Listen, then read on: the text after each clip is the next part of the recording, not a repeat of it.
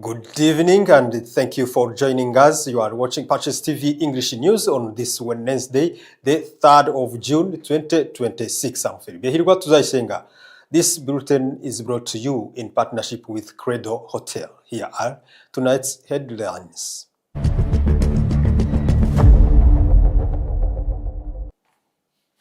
In Kabgai, as Caritas volunteers in the Catholic Diocese of Kabgai continue to encourage the public to remember and support vulnerable people facing various challenges. And in Chikongoro, priests responsible for youth ministry in the Catholic Diocese of Butare and Chikongoro have urged young people to make good use of their energy and stay away from harmful behavior.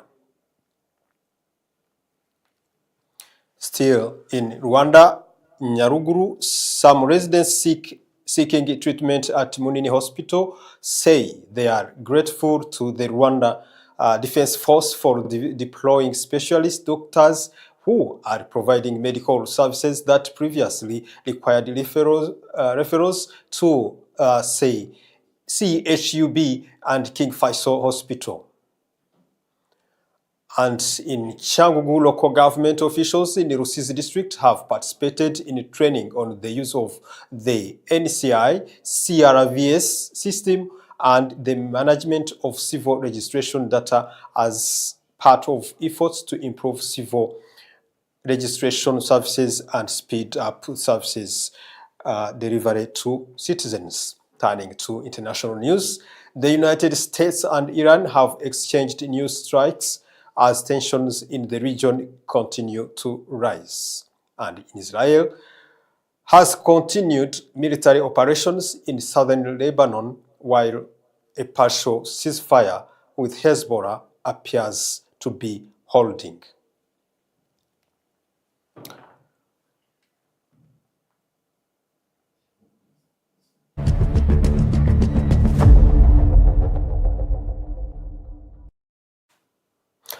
Welcome back. If you are just joining us, this is PACIS TV English News. I'm Behirwa Tuzayisenga.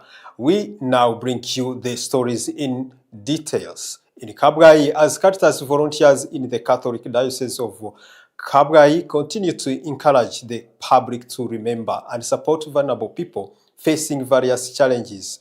The Bishop of Kabgai, Balthazar Ntivuguruzwa, has praised the volunteers for their dedication to helping those in need and assisting church in caring for the disadvantaged members of society.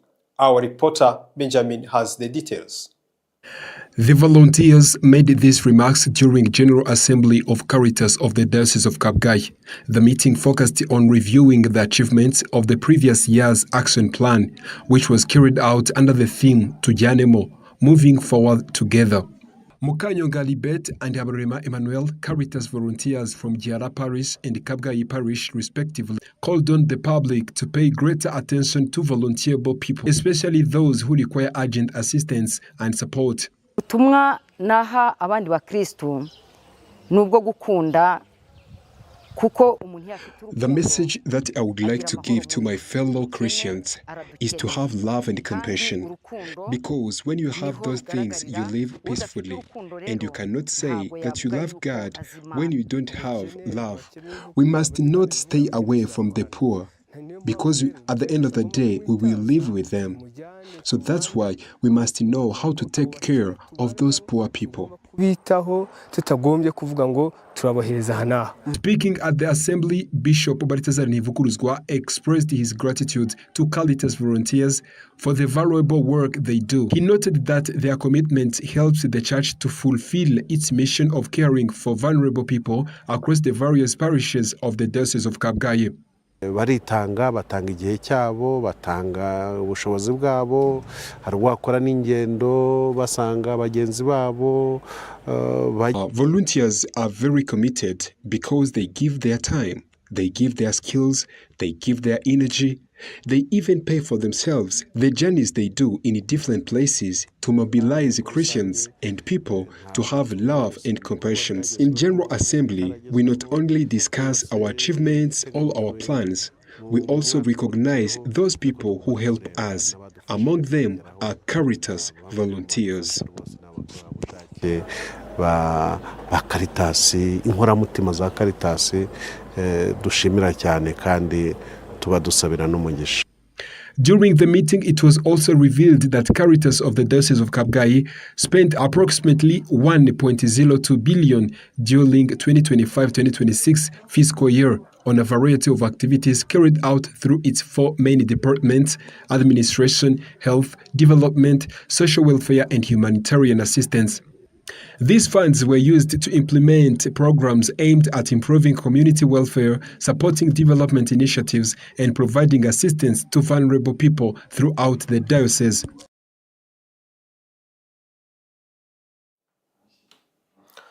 Meanwhile, in Gikongoro, priest responsible for youth ministry in the Catholic Diocese of Butare and Gikongoro have urged young people to make good use of their energy and stay away from harmful behaviors, reminding them that they are the future of the church. The message was delivered during a youth gathering that brought together young people from both dioceses. Our reporter Benjamin has the details. The message was delivered during a youth gathering that brought together young people from both dioceses. The event, held at Ngoma Parish in the Diocese of Butare, featured a variety of talent showcases, including sports competitions, fashion displays, traditional dances, and other performances by youth from 2 dioceses. Speaking at the event, Father Jean Dodier Nachiritimana, the youth chaplain for Diocese of Butare, emphasized that young people should conduct themselves responsibly and make positive choices during their youth. He noted that the Catholic Church has the high expectations for them and encouraged them to avoid negative influences while using their talents and abilities for good. Buriya kugira ngo ugire imbaraga hari ibintu uba wirinze gutakaza imbaraga ku bintu by'ubusa. Actually, to be physically fit, there is so many things you must avoid. You don't have to waste your energy in useless things. I would like to encourage youth to work hard and don't forget to pray. They must also work as a team. His remarks were echoed by Father Anatoli Girimbabazi, who oversees youth ministry in the Diocese of Gikongoro. He said that the church places a great hope in young and continues to invest efforts in guiding and empowering them so that they can contribute positively to society and the church. Urubyiruko ni imbaraga zubaka kandi vuba. Youth is the power that needs to be guided, because the power or the energy may be used in both ways. So as the Catholic Church, our responsibility is to guide the youth to be the power, but the power that constructs positive power.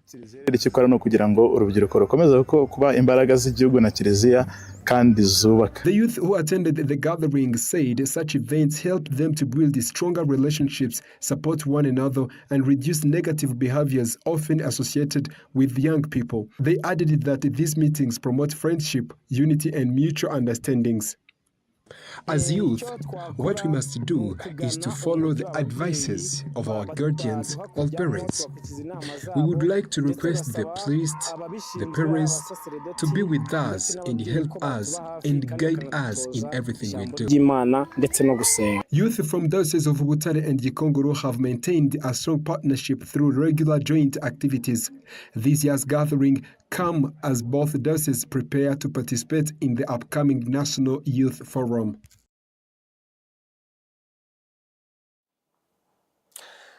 Elsewhere in Nyaruguru district, some residents seeking treatment at Munini Hospital say they are grateful to the Rwanda Defense Force for deploying specialist doctors who are providing medical services that previously required referrals to CH, UB and King Faisal Hospital. Ben's report. The residents, including Hakuziyaremye Vestina and Nyiratebuka Chantal, explained that their medical conditions often required referrals from Munini Hospital to CHIB and Rwanda Military Hospital or King Faisal Hospital. In some cases, they would return home without receiving treatment because of the challenges involved. The residents noted that they faced difficulties such as long travel distances and the cost of transportation. They expressed appreciation to the Rwanda Defense Force and the Rwanda National Police for sending specialist doctors capable of treating these conditions locally at Munini Hospital. Before, we used to go to Kigali to seek the treatment, and the cost of transport was very high. We are very pleased that the experts reached us at our area. I would like to express my gratitude. Before, we used to move to other areas to find medical assistance. For example, we used to go to Huye, and the transport is very high. So, we are very happy that the experts visit us today. It is a great opportunity. Dr. Valence Murengezita Hospital's Director General said that the team of specialist doctors deployed by Rwanda Defense Force and Rwanda National Police will spend a month at the hospital providing a range of medical services. The specialists are treating bone and orthopedic conditions, children's illness, women's health conditions, respiratory diseases, digestive and stomach disorders, skin diseases, ear conditions, dental problems, and other specialized medical conditions. It is a great opportunity to Nyaruguru residents to be in touch with medical experts. Normally, they used to go to different hospitals like CHIK, CHIB, or King Faisal Hospital and Kanombe Military Hospital. But today, they are very lucky. Ikanombe ku bitaro bikuru bya gisirikare none ibyo byose birimo gukorerwa hano nta mahirwe rero ku baturage ba hano. Dr. Murengezi encouraged residents of Nyaruguru district to take advantage of opportunity to access specialist healthcare services close to home rather than traveling a long distance to other hospitals. He added that Munini Hospital normally receives between 70 and 100 patients per day.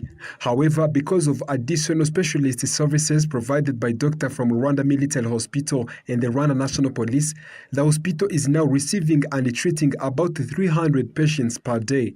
The significant increase reflects the growing demand for the newly available specialist healthcare services. And now, in Western Province, local authorities in Rusizi district have participated in training on the use of the NCI CRVS system and the management of civil registration data as part of efforts to improve civil registration services and speed up service delivery to citizens. The training is also aimed at ensuring that accurate and complete population records are available ahead of the rollout of Rwanda's electronic national identity card system. According to Emmanuel Habimana, Executive Secretary of Mpungu sector, the training will help address many challenges because some services have been decentralized to the village level, making it easier for citizens to access services quickly and efficiently without unnecessary travel. Participants in the training said they gained valuable knowledge and skills that will improve service delivery. One sector executive development officer, SEDO, noted that providing certain services at the village level will reduce the need for residents to travel long distances. Issuing the new electronic identity cards. A representative from the National Identification Agency, NIDA, urged citizens to promptly verify and correct their personal information through local administrative offices to ensure a smooth and efficient registration process. The exercise of capturing photographs and data for the electronic identity card in Rusizi district is scheduled to begin on July 7th, 2026. You are watching PACIS TV English News, where we will take a short break now. When we return, we will bring you international news and other stories making headlines around the world. Stay with us.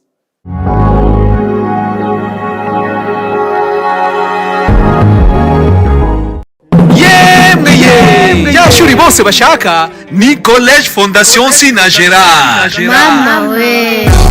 Iri ni ishuri ribumbatiye icyerekezo cy'u Rwanda twifuza kuko ritanga uburezi buhamye mu mashuri y'inshuke, abanza, icyiciro rusange ndetse n'amashami y'imyuga n'ubumenyingiro mu buhinzi, ubworozi, food processing, ubwubatsi, ubuganishi bw'ibinyabiziga, fashion design, gutunganya imisatsi, ububaji n'ubusuderi. Hari n'amasomo y'igihe gito short courses mu mashami yavuzwe haruguru aherekezwa na practice zihagije kuko abanyeshuri bigira mu nganda za Sinagera International Football Academy yigisha abana guhera ku myaka 6 gucunga ruhago sawa, atletism, imbyino nyarwanda no kwiga amategeko y'umuhanda no gutwara ibinyabiziga nabyo biri mu nyongera y'amasomo. Abana biga amashuri y'incuke n'abanza basoza ibyo byiciro bose bazi gutwara igare.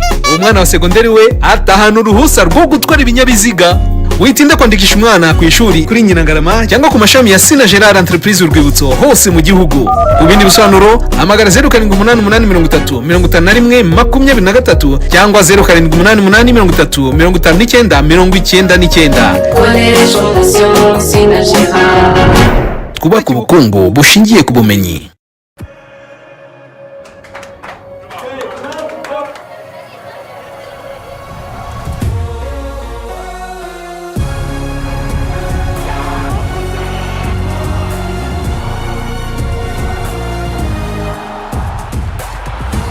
From 11 June to 19 July, everything can wait. The FIFA World Cup 2026. Catch all 104 matches on dedicated channels, live on SuperSport. Available with DSTV English Plus. Subscribe now to your package and enjoy all channels for 30 days. Get a Canal Plus HD decoder for only 5,000 francs. I wish I could leave my skin behind. Icy'ingenzi ntabwo ari ukugira diplome ya kaminuza. Uyu munsi birahagije kuganira n'umuntu byonyine ukamenya ko yize muri kaminuza ibonetse yose cyangwa se ko yize muri kaminuza Gatolika y'u Rwanda, Catholic University of Rwanda, by'umwihariko mu ishami ryayo rya Kigali. Ubu abazi guhitamo neza batangiye kwiyandikisha muri Catholic University of Rwanda Kigali campus ikorera Nyamirambo. Abashaka kwiga mu mashami y'uburezi kwiyandikisha mu gihembwe kizatangira mu kwezi kwa gatatu, March intake, byaratangiye muri Postgraduate Diploma in Education PGDE. Ababiga muri weekend. Hatangwa kandi amasomo muri Department of Education in Sciences mu mashami ya Economics and Computer Science, Mathematics and Computer Science, Mathematics and Geography na Mathematics and Economics. Hari kandi Department of Education in Arts and Social Sciences mu mashami ya English and Kinyarwanda, English and French, French and Kinyarwanda, English and Kiswahili, Economics and Entrepreneurship, English and History, Economics and History na Economics and Geography. Uhitamo kwiga ku manywa cyangwa se mu biruhuko. Twakira kandi abanyeshuri bafite A1 muri education bakeneye gukomeza amasomo yabo ku rwego rwa A0. Iyandikisha unyuze kuri wa@CUR.AC.RW. Wanahamagara cyangwa ukandika ubutumwa kuri 07 83 18 86 26 cyangwa 07 33 21 46 78 cyangwa none 07 88 52 41 98. Wanandika email kuri curkigalcampus@gmail.com. The only way to being found is getting lost. Rero ugiye kutubwira impamvu zatumye hitamo kuza gusaba akazi hano. Bwa mbere nza gusaba akazi hano nari nabitekerejeho mbabarire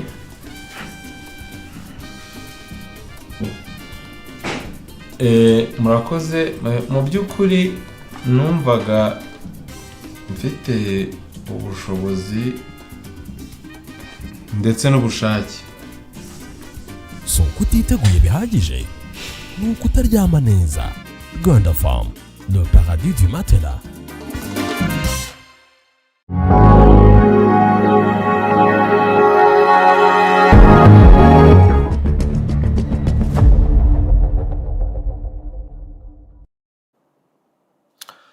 are watching PACIS TV English News. I'm Felipe Hirwatuzasenga. We now turn our attention to international news. Here are the news.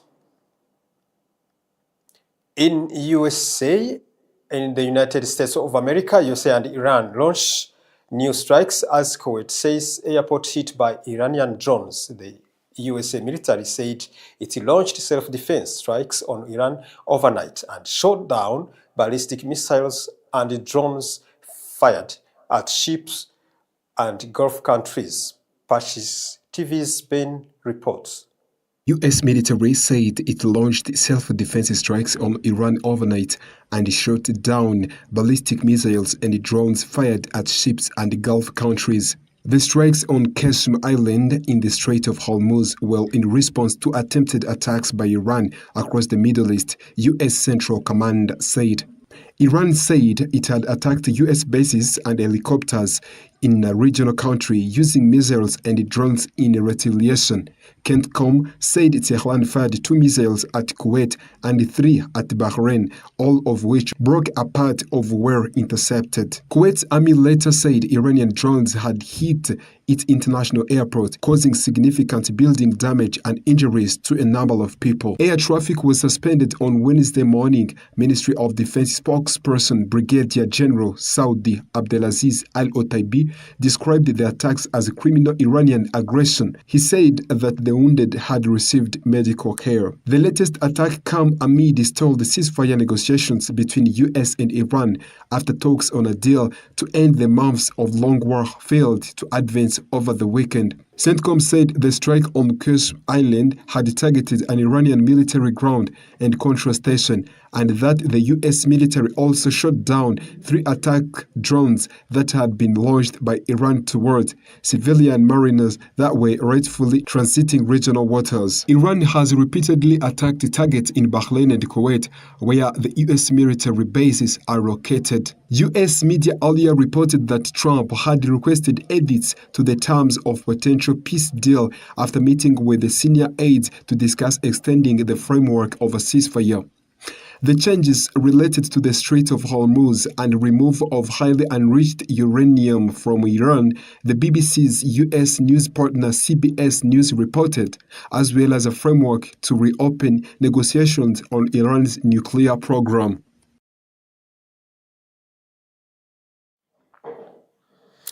Meanwhile, tensions remain high in the Middle East as Israel has continued its attacks in southern Lebanon on Tuesday, but did not strike Beirut following a partial ceasefire agreement with the Iran-backed armed group Hezbollah. For more on this story, here is Ben. Israel continued its attacks in southern Lebanon on Tuesday, but did not strike Beirut following a partial ceasefire agreement with Iran-backed armed group Hezbollah. Lebanon said that under an agreement announced by U.S. President Donald Trump late on Monday, Israeli force would not bomb the capital in exchange of Hezbollah not attacking Israel. It came after Iran said Israeli action in Lebanon jeopardized talks on a deal to end its war with the U.S. Following the ceasefire announcement, the Israeli military said it had intercepted 2 projectiles fired into northern Israel. Hezbollah said it had attacked Israeli forces in southern Lebanon, where officials reported deadly Israeli strikes. The Lebanese health minister also said 4 people had been killed and 127 injured when Israel airstrikes hit buildings next to Jabal Amel Hospital in the city of Tyre on Monday afternoon. 39 hospital staff were among the injured, with 4 in a critical condition. What remained in the area outside the hospital on Tuesday was utter devastation. Chunks of concrete and twisted metal were scattered across the area. The beeping of damaged coals and the crackle of downed electrical wires echoed through streets that were otherwise eerily quiet. Thank you for that report. Before we leave you tonight, here is a recap of our top stories.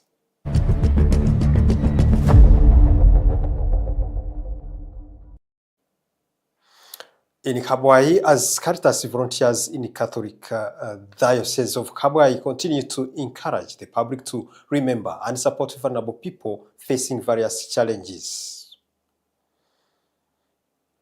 And in Chikongoro, priests responsible for youth ministry in the Catholic Diocese of Butare and Chikongoro have urged young people to make good use of their energy and stay away from harmful behaviors. In Nyaruguru, some residents seeking treatment at Munini Hospital say they are grateful to the Rwanda Defense Force for deploying specialist doctors who are providing medical services that previously required referrals to CHUB and King Faisal Hospital. And in Cyangugu, local government officials in Rusizi district have participated in training on the use of the NCI CRVS system and the management of civil registration data as part of efforts to improve civil registration services and speed up service delivery to citizens. In international scene, we said that the United States and Iran have exchanged new strikes as tensions in the region continue to rise. And Israel has continued military operations in southern Lebanon, while a partial ceasefire with Hezbollah appears to be holding. And that brings us to the end of this edition of PACIS TV English News. Thank you for joining us. I am Felipe Hirwa Tuzayisenga on behalf of the entire PACIS TV newsroom. Have a pleasant evening and good night, and God bless you.